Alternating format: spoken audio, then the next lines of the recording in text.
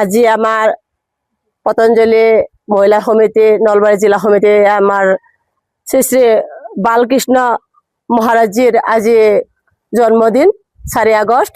সেই 4 আগষ্ট তাৰিখে আমি বালকৃষ্ণজী কেক নাকাটি আমি তেখেতেতো যেহেতু ঔষধৰ ৰজা ঔষধ জাতীয় গছ কিছুমান আমি ৰোপণ কৰি আছো, যেনেকৈ নিম গছ, তুলসী, বিভিন্ন ধৰণৰ গছ আমি ৰুইছো আৰু বিতৰণো কৰিছো।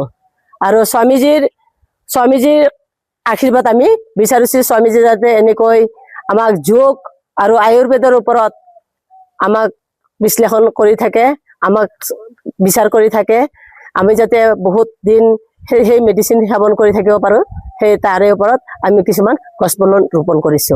এই হৈছে হিন্দীতে কয় গিলৈ আৰু আমাৰ অসমীয়া ভাষাত কয় শগুনী লতা।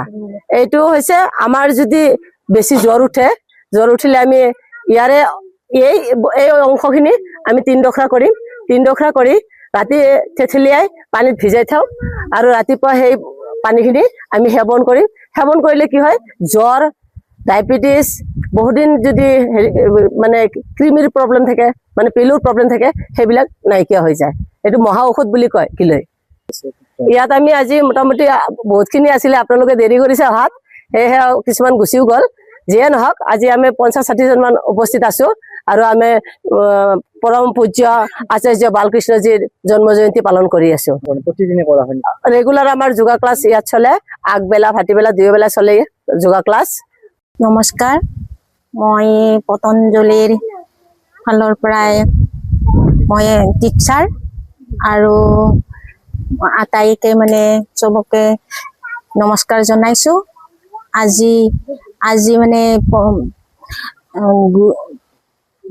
বালকৃষ্ণৰ জন্ম দিৱস, সেইকাৰণে আমি আমাৰ মানে কেক নাকাটি আমি আমাৰ গছ পুলি ৰোপণৰ কাৰণে ৰোৱাৰ কাৰণে আমি আগবাঢ়িছো।